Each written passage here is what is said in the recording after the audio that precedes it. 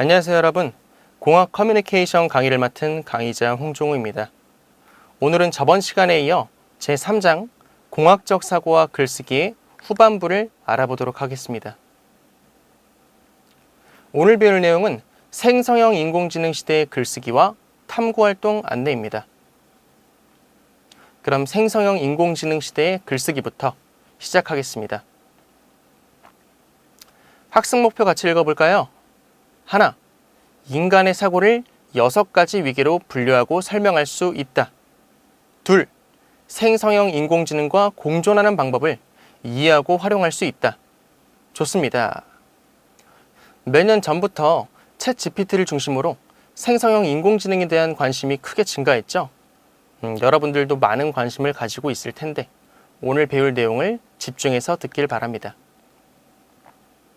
그 전에 인간의 사고를 다시 한번 다룰 텐데요. 1강에서 배운 내용 혹시 기억하고 있나요?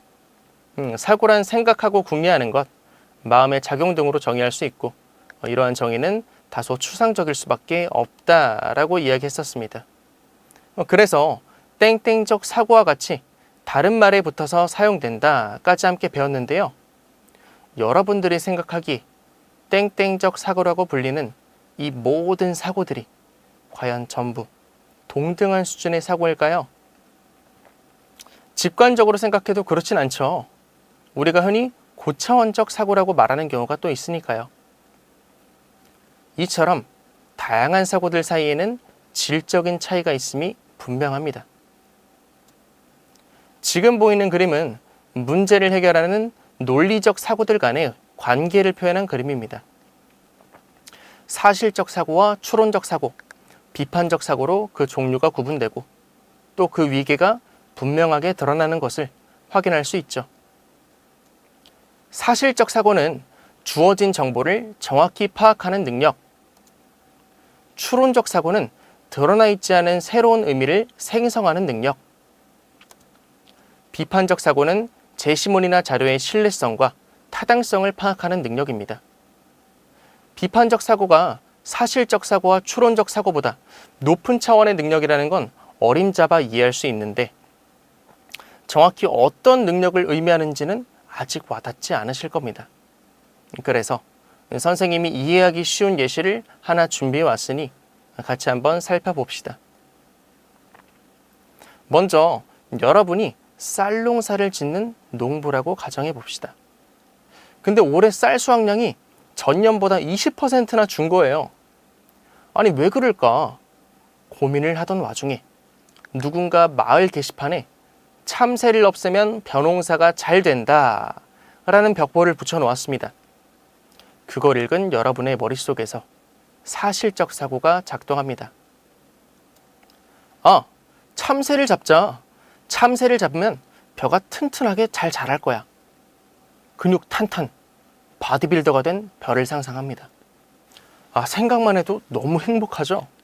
여러분들은 텍스트 그대로의 의미를 이해했습니다. 이게 바로 사실적 사고입니다. 이렇게 머릿속에 데이터가 입력됐다면 다음으로는 추론적 사고가 작동합니다. 그래서 참새를 잡으면 왜 벼가 잘 자란다는 거야? 참새가 벼를 쪼아먹기 때문이구나. 오케이. 참새가 방앗간을 그냥 지나치랴 라는 속담이 여러분의 머릿속을 강타한 겁니다. 논밭에 세워두는 허수아비 알고 있죠? 실제로 참새가 곡식을 쪼아먹어서 참새를 쫓으려고 설치한 겁니다. 이렇게 참새를 잡으면 벼가 잘 자란다 라는 말의 이유를 추론까지 했습니다. 평범한 사람들은 이 말을 곧이곧대로 믿고 참새를 모조리 잡아버릴 텐데 여러분들은 비판적 사고 능력을 지닌 그런 학생들이잖아요. 이제 추론적 사고를 넘어 비판적 사고를 수행합니다. 사람들이 간과한 게 하나 있죠. 곡식을 먹는 게 참새뿐만이 아닙니다. 이 귀여운 얼굴을 한 이 메뚜기 친구가 진짜 힘을 숨긴 강적입니다. 힘숨진이라고 해야 할까요? 메뚜기들이 평소에도 벼를 갉아먹긴 하지만 천적이 없어지면 서로 무리를 지어 다닙니다. 평소에 친구도 없이 홀로 다니는 녀석들이 이제 자기 괴롭히는 친구가 없으니까 모여서 일진 행세를 하는 거죠. 색깔도 초록색에서 칙칙한 갈색으로 바뀌고 신체 능력도 발달합니다. 실제로 메뚜기는 이런 식으로 변화하면서 이름도 메뚜기에서 황충으로 바뀝니다. 농작물에 엄청난 피해를 입히죠. 따라서 참새를 모조리 잡아버린다는 발상은 참새가 메뚜기를 잡아먹는 새라는 점과 그 후에 올 후폭풍을 간과한 굉장히 위험한 생각입니다. 여러분들은 비판적 사고를 통해 지금까지 말한 결론에 도달할 수 있었습니다. 아마 마을을 구한 멋진 청년으로 이름을 날리지 않을까요? 이렇게 사실 추론 비판으로 구분되는 논리적 사고의 위기에 대해 알아봤는데요.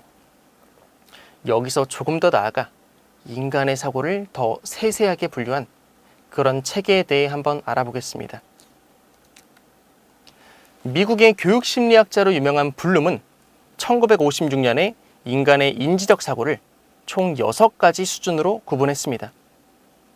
블룸이 발표할 당시에는 지식, 이해, 적용, 분석, 종합, 평가로 구분했지만 이후에 이 내용을 계승한 학자들이 지금 보이는 그림처럼 기억하다, 이해하다, 적용하다, 분석하다, 평가하다, 창안하다로 재구성했습니다. 앞서 살펴본 사실적 사고, 추론적 사고, 비판적 사고와 같이 인간의 인지 능력을 위계화할 수 있음을 보여준 건데요. 사실 이 분류체계는 학습을 통해 여러분들이 달성할 수 있는 목표를 내용과 행동 차원으로 정리한 것입니다. 만약 여러분들이 선생님들에게 무언가를 배웠다면 배운 내용을 활용해서 어떤 행동까지 수행할 수 있는가를 평가하고 그것을 통해 여러분들의 인지적인 능력을 파악하는 것입니다. 다시 말해 무엇을 할 수 있는가를 측정하면 사고의 수준을 판단할 수 있다라는 말이죠.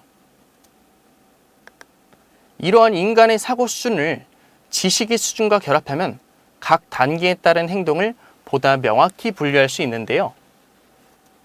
여기서 사실적 지식이란 특정 학문과 관련된 객관적인 사실이나 용어를 의미하고 개념적 지식은 그 학문 또는 내용과 관련된 핵심 이론이나 일반화된 모델 등을 의미합니다. 만약 여러분들이 자동차 엔진을 개발하는 학과에 들어갔다면 엔진을 구성하는 각 부품들에 대해 아는 것이 사실적 지식이고 대중적으로 사용되는 특정한 엔진의 모델 구조를 파악하는 것이 개념적 지식에 해당한다고 할 수 있습니다. 절차적 지식은 알고리즘이나 방법론에 관한 것으로 아까 엔진의 구조를 파악했다면 그 엔진이 어떠한 절차를 거쳐서 구동되는지 또는 생산되는지 등을 이해하는 것이 바로 절차적 지식이라고 할 수 있습니다. 마지막으로 상위인지적 지식은 앞 단계의 지식을 상위하는 지식, 흔히 말하는 메타인지를 생각하면 이해하기 쉽습니다. 이 표의 내용 중 창안하다의 단계만 한번 살펴볼까요? 새로운 것을 창안할 수 있는 인지 수준에서 지식의 수준은 생성과 결합, 설계와 창조 순서로 구분할 수 있습니다. 예를 들어 기존에 전기차가 없었다고 가정을 했을 때 전기차를 만들기 위해서는 엔진을 대체하는 전기차를 움직일 수 있는 새로운 구동계를 만들어야겠죠. 그 구동계를 구성하는 새로운 부품을 생성해야겠고 이들을 결합해서 실제 움직일 수 있는 장치를 만들어야 할 겁니다. 이렇게 움직이는 것까지 가능하게 되었다면 이것들을 이론이나 특정 모델 수준까지 끌어올립니다. 그리고 이를 통해 효과적이고 효율적인 주행, 또 체계적인 생산을 위한 설계가 이루어져야겠죠. 마지막으로 이 모든 것들을 종합했을 때 이 세상에 단 한 번도 존재하지 않던 새로운 전기체가 만들어지게 됩니다. 이처럼 우리는 인간의 사고 수준을 체계적으로 분류할 수 있습니다. 그리고 인간만이 고차원적인 사고를 수행할 수 있습니다. 불과 몇 년 전까지만 해도. 코로나로 혼란스러웠던 시기, 이때 챗 GPT가 등장을 합니다. 현재도 생성형 인공지능을 대표하는 모델 중 하나인데요. 이러한 생성형 인공지능은 표면적으로는 인간과 커뮤니케이션, 즉 소통이 가능하고 많은 양의 요청도 동시에 처리할 수 있습니다. 또 사파를 제작하거나 코딩을 해주는 등 굉장히 많은 분야에서 그 활용 가능성을 보여주고 있습니다. 오히려 이런 모습을 보고 내 직업을 빼앗는다 라면서 반가워하기보다는 두려워하는 사람들이 증가하고 있습니다. 이렇게만 보면 장점밖에 없는 챗 GPT이지만 그 속내를 살펴보면 단점도 분명히 존재합니다. 먼저 가리지 않고 많은 양의 정보를 학습했기 때문에 챗 GPT가 보여주는 내용이 반드시 옳은 것만은 아닙니다. 잘못된 정보와 지식을 전달할 수도 있고요. 또 기존의 데이터와 새로 입력되는 데이터를 기반으로 내용을 생성하기 때문에 사회적인 고정관념과 차별을 영속화할 수도 있습니다. 마지막으로 제일 중요한 점, 완전히 새로운 개념이나 아이디어를 제공하는 데는 한계가 있다는 것입니다. 이처럼 생성형 인공지능은 절대로 완성된 지능이 아닙니다. 이런 점을 고려해서 우리는 생성형 인공지능의 활용법을 모색할 필요가 있습니다. 인간과 생성형 인공지능을 분리하지 않고 마치 인간이 아이언맨 수트를 입은 것처럼 상호작용을 통해 발전해 나가야 합니다. 새로운 기술의 등장이 사회적인 혼란을 가져온 것이 비단 이번뿐만은 아닌데요. 맞춤법 검사기가 처음 등장했을 때는 사람들의 문법 능력이 저하될 것이다 라는 인식이 보편적이었고, 계산기가 처음 등장했을 때도 사람들의 기본적인 산술 능력이 저하될 것이다 라는 인식이 만연했습니다. 그런데 지금은 어떤가요? 맞춤법 검사기와 계산기 모두 굉장히 다양한 분야에서 보편적으로 사용되고 있습니다. 그렇다면 생성형 인공지능도 동일한 관점에서 봐야 되지 않을까요? 지금은 사람들이 챗 GPT를 보면서 지식 노동이 종말할 것이다 라고 걱정하고 있지만, 또 한편으로는 사용자가 확대되고 있는 것이 현실입니다. 이를 통해 언젠가는 우리가 생성형 인공지능을 보편적으로 사용할 것이다 라는 것을 확인할 수 있죠. 따라서 우리는 시대의 흐름에 발맞춰 상생 전략을 강구해야 합니다. 지금부터는 생성형 인공지능과 인간이 상생할 수 있는 전략을 함께 알아보도록 하겠습니다.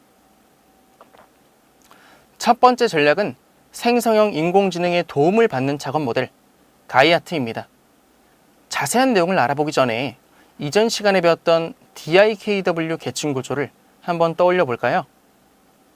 자료와 정보, 지식을 순서대로 구축하고 이를 토대로 최종 결과물인 작품을 만든다 였습니다. 가이아트는 자료에서 작품으로 발전하는 일련의 과정 속에서 생성형 인공지능의 도움을 받는 것입니다. 지금부터 생성형 인공지능을 가이라고 지칭하겠습니다. 가이는 표면적으로만 인간의 사고를 따라할 뿐 실제로 완전히 새로운 것을 만들 수는 없습니다. 따라서 인간이 우선 주도권을 지니고 자료와 정보, 지식, 작품을 만들어야 합니다. 그런데 인간 혼자만의 힘으로는 제한된 시간 안에 처리할 수 있는 정보의 양이 제한되어 있습니다. 바로 이 지점이 가이의 도움을 받는 부분입니다. 같은 시간 동안 일을 하더라도 가이가 작업에 도움을 준다면 그 효율 면에서 굉장한 이득을 얻을 수 있습니다. 작업의 주도권이 인간에게 있기 때문에 지속적인 피드백을 통해 가이가 생성한 내용을 수정할 수 있고, 또 인간만이 지닌 메타인지 능력으로 보완된 최종 결과물을 만들어낼 수 있습니다. 정리하면 가이아트는 가이가 생성한 내용을 개인의 작업 과정에 적극 활용하는 것이라고 말할 수 있습니다. 여러분들이 뛰어난 동료 또는 비서를 가지고 있다고 생각을 하시면 됩니다. 이렇듯 가이아트는 매우 효과적인 전략이지만 한편으로 과의존한다면 문제가 발생할 수 있습니다. 우선 가이에서 생성된 데이터나 정보, 지식을 신뢰할 수 있는지 또는 사용할 수 있는지에 대한 판단 능력이 떨어집니다. 또 스스로 생각하는 능력을 기를 수 없어 미숙한 수준의 사고력을 지니게 되고 결국 데이터를 정리하는 수준의 텍스트 편집자로 전락하게 됩니다. 어찌 보면 내 삶의 주인이 내가 아니라 생성형 인공지능이 되는 것이라고 할 수도 있죠. 그래서 우리는 가이를 활용한 교육 전략을 강구해야 합니다. 그것이 바로 생성형 인공지능의 도움을 받는 학습, 즉 가이알입니다. 가이알의 모습은 슬쩍 보면 가이아트와 굉장히 닮았는데요. 그런데 또 자세히 보면 DIKW 계층 구조가 두 개의 트랙으로 나뉜 걸 확인할 수 있습니다. 그럼 인간과 가이가 서로 다른 작품을 만드는 걸까요? 그건 아닙니다. 자료를 수집하고 정보를 정리하고 지식을 구축하고 작품을 만드는 각각의 단계를 인간과 가이가 서로 수행한 후 그 과정과 결과를 비교하고 분석하는 것입니다. 이러한 과정을 통해 학습자들은 스스로 공부하고 탐구해서 자신의 결과물을 개선할 수 있습니다. 한마디로 가이알 모형에서 생성형 인공지능은 뛰어난 동료 학습자의 역할을 한다고 볼 수 있죠. 그런데 이 모형에서 얻을 수 있는 가치는 이게 끝이 아닙니다. 가이알을 통해 XAI, 다시 말해 인공지능 리터러시를 함양할 수 있습니다. 인공지능 리터러시는 말 그대로 인공지능을 이해하는 능력, 설명 가능한 인공지능인데요. 가이가 생성한 내용을 분석하면서 인공지능이 과연 데이터를 어떻게 만들어냈을까 하는 그 메커니즘을 이해할 수 있게 됩니다. 인공지능이 어떻게 구동되는지 그 원리를 이해하고 설명할 수 있다는 거죠. 지금까지 생성형 인공지능을 활용한 작업 그리고 학습에 대해 이야기를 나눠봤습니다. 인공지능 시대가 도래하면서 유네스코에서도 이런 시대 변화에 발맞춰 인공지능 활용 가이드라인을 제시했는데요. 방금 배운 내용들을 여기 보이는 빈칸에 그대로 채워 넣을 수 있습니다. 그럼 같이 한번 채워볼까요? 먼저 인공지능과 함께 일하고 사는 법. 어떤 모양이죠? 그렇죠. 인공지능 활용 작업, 가이아트입니다.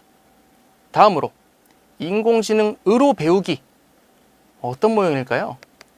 맞습니다. 인공지능 활용 교육, 가이알입니다. 마지막으로 인공지능에 대해 배우기. 어떤 내용일까요? 가이알을 통해 얻을 수 있는 능력. 맞습니다. 인공지능 리터러시, XAI입니다. 여기까지 3장의 내용을 전부 다 다뤄봤는데요. 오늘 배운 내용들 상당히 흥미롭고 또 재밌지 않으셨나요? 인터넷만 열면 언제든 바로 사용할 수 있는 그런 인공지능이 있는 세상에서 인공지능을 거부하는 건 시대의 흐름에 역행하는 일입니다. 오늘 배운 내용들을 토대로 여러분들의 삶에 인공지능이라는 날개를 달 수 있길 선생님이 바라겠습니다. 지금부터는 제3장의 탐구활동 안내를 시작하겠습니다. 첫 번째, 알약의 종류와 기능을 주제로 글쓰기. 두 번째, 스톱폴 기법을 주제로 글쓰기입니다. 먼저 1-1 활동입니다. 교재 108페이지를 보시면 되고요. 다음 글과 그림을 참조하여 알약의 종류와 기능에 대해 상세하게 탐구한 후 설명문을 작성해보자. 이 활동은 논문을 작성하기 전에 논술문을 쓰기 위한 준비 과정입니다. DIKW 계층 구조를 따를 때 자료를 수집하고 그 자료를 정리해서 정보를 만들 수 있다고 했죠. 여러분이 책이나 인터넷 자료를 활용해서 알약의 종류와 기능을 탐구하고 설명문을 작성하시면 됩니다. 물론 생성형 인공지능을 활용할 수도 있지만 우리가 이전에 배웠던 가이알 모형을 참고해서 여러분들이 스스로 자료와 정보를 구축해 보는 것이 바람직합니다. 글을 쓸 때는 옆집 아는 동생을 이해시켜야 한다라고 생각하면서 이해할 수 있는 용어로 재구성해서 내용을 작성해 보세요. 설명문을 작성했다면 탐구 과제를 조금 더 구체화합시다. 1-2 아래 그래프를 활용하여 일반 알약과 서방정의 차이를 설명하는 글을 작성해 보자. 여러분이 스스로 탐구를 해야 하니 자세한 이야기는 하지 않겠지만 그래프만 보더라도 일반 알약과 서방정의 시간별 혈중 농도가 다른 걸 충분히 확인할 수 있죠. 앞선 활동에서 정리한 정보를 바탕으로 일반 알약과 서방정의 차이를 설명하고 가능하다면 그 이유에 대해서도 탐구해 보도록 합시다. 다음 활동은 스토폴 기법을 주제로 글쓰기입니다. 교재 112페이지부터 보시면 됩니다. 2-1 다음 글과 그림을 참고하여 스토폴 기법에 대해 더 상세하게 탐구한 후 설명문을 작성해 보자. 스토폴 기법은 말 그대로 직역하면 멈추는 구멍이라는 뜻입니다. 제시문을 한번 읽어볼까요? 철강 구조물은 외부 충격을 견뎌내는 과정에서 미세한 균열이 발생한다. 이때 균열이 생긴 부분만을 봉합한다고 균열이 멈추는 게 아니다.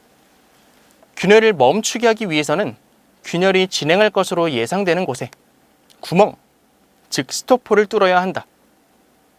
균열이 만약 구멍과 만나면 균열이 멈추게 된다. 이러한 스토폴 기법은 맞불 작전하고 비슷하다고 할 수 있는데요. 맞불 작전은 숲이나 산에 불이 났을 때 불길의 예상 경로에 미리 불을 피워서 그곳의 나무를 미리 다 태워버리는 것을 말합니다. 그렇게 되면 불길이 도달했을 때 연소될 수 있는 것이 없어서 산불이 더 이상 번지지 않는 것이죠. 더 자세한 내용은 스스로 공부해보고 1번 탐구활동과 동일한 과정을 거쳐서 설명문을 작성하시면 됩니다. 마지막 활동입니다. 2-2 아래 자료를 활용하여 철골 구조물에 발생한 미세 균열을 보수하는 방법에 대해 단계별로 설명하는 글을 작성해 보자. 방금 설명했던 맞불 작전에 대한 이야기도 나와 있죠. 여러분들이 공부한 내용을 토대로 미세 균열을 어떻게 보수하는 것이 바람직할지 적절한 논리를 갖추어서 답안을 작성하시면 됩니다. 여기까지. 오늘은 생성형 인공지능 시대의 글쓰기와 탐구 활동까지 알아봤습니다. 다음 시간에는 제4장 공학적 사고와 토론에 대해 배우도록 하겠습니다. 수고하셨습니다.